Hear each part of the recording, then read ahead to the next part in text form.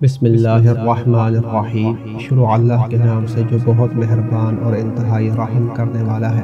جنگ خندق ختم ہونے کے بعد رسول خدا صلی اللہ علیہ وآلہ وسلم مدینہ تشریف لائے۔ ظہر کے وقت جبرائیل امین نازل ہوئے اور آپ کو بنی قریظہ سے جنگ کرنے کا حکم پہنچایا۔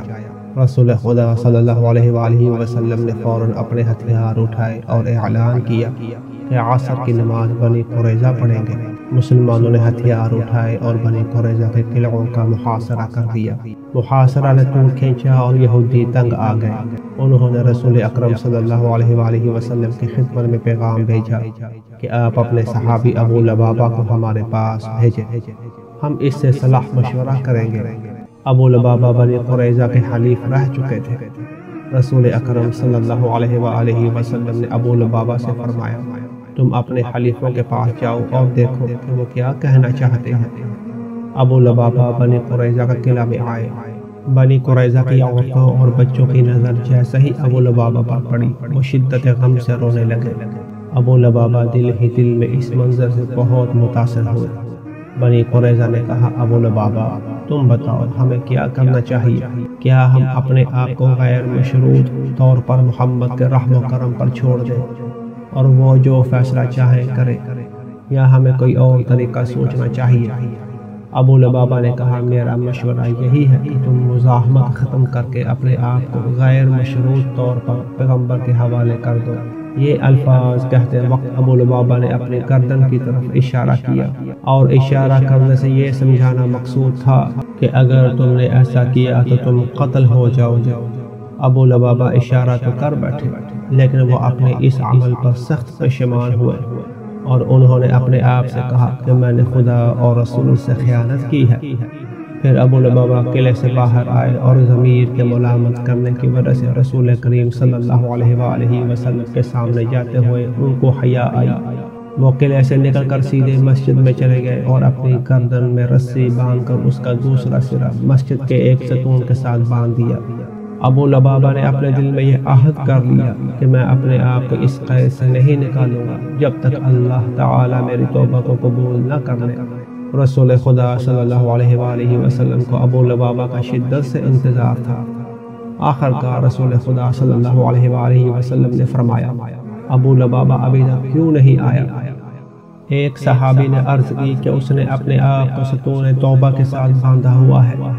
آپ صلی اللہ علیہ وآلہ وسلم نے فرمایا، اگر ابو لبابہ ہمارے پاس چلا آتا اور اپنے گناہ کی مغفرت کی درخواست کرتا تو ہم اللہ تعالیٰ سے اس کا گناہ معاف کرا دیتے۔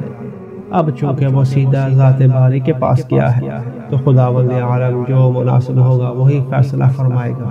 ابو لبابہ نے کئی روز تک اپنے آپ کو رسی سے باندھے رکھا۔ وہ دن کو روزہ رکھتے تھے اور افطار کے وقت بہت کم غذا کھاتے تھے۔ قضاء حاجت کے علاوہ مسجد سے باہر نہ جاتے۔ ایک شب جب رسول خدا صلی اللہ علیہ وآلہ وسلم جناب ام سلمہ کے گھر تشریف فرما تھے تو اللہ تعالی نے ابو لبابہ کی توبہ قبول کرنے کی آیت نازل فرمائی اور جبرائیل امین آیت لے کر نازل ہوئے۔ اور کچھ لوگ ایسے ہیں جنہوں نے اپنے گناہوں کا اعتراف کیا، انہوں نے نیک اور بد عمل مخلوط کر دیے تو اللہ ان کی توبہ قبول فرمائے گا۔ بے شک اللہ بخشنے والا مہربان ہے۔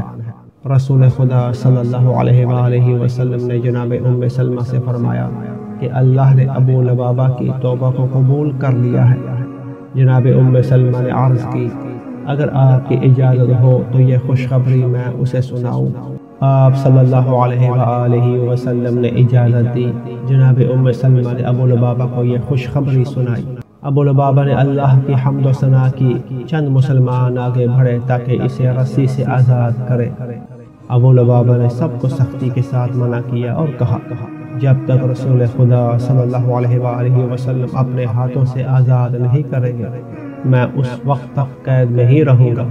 رسول خدا صلی اللہ علیہ وآلہ وسلم تشریف لائے اور اسے اپنے ہاتھوں سے آزاد کیا اور فرمایا، اللہ نے تیری توبہ قبول کی، آج تو گناہوں سے اسی طرح پاک ہے جیسا کہ پیدائش کے دن پاک تھا۔ ابو لبابہ نے عرض کی کہ آقا، میں شکرانے نعمت کے طور پر تمام مال صدقہ کرنا چاہتا ہوں۔ رسول خدا صلی اللہ علیہ وآلہ وسلم نے اجازت نہ دی۔ ابو لبابہ نے نصف مال صدقہ کرنے کی اجازت طلب کی، آپ صلی اللہ علیہ وآلہ وسلم نے پھر بھی اجازت نہ دی۔ ابو لبابہ نے 1/3 مال صدقہ کرنے کی اجازت طلب کی تو آپ صلی اللہ علیہ وآلہ وسلم نے اجازت دے دی۔